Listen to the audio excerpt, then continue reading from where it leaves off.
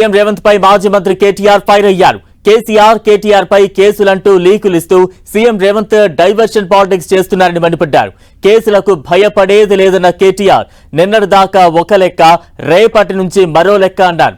నల్గొండ నుంచే కథన భేరీ మోగిస్తామన్నారు.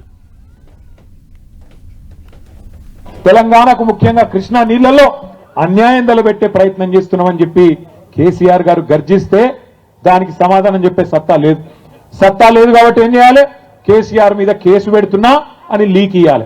దాంతో తెల్లారి పేపర్లను కాళ్ళు పట్టుకొని తెల్లారి తాటికాయ అంత అక్షరాలతోని కేసీఆర్ కు నోటీసులు అని చెప్పి తెల్లారి పేపర్లు రాయించాలి, ప్రజల దృష్టి మల్చాలి. ఇది ఆయన ఉద్దేశం.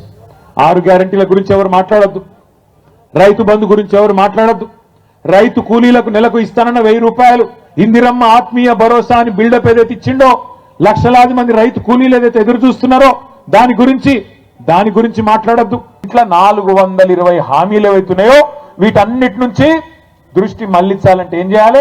కేసీఆర్ కు నోటీసులు ఇవ్వాలి. అందుకే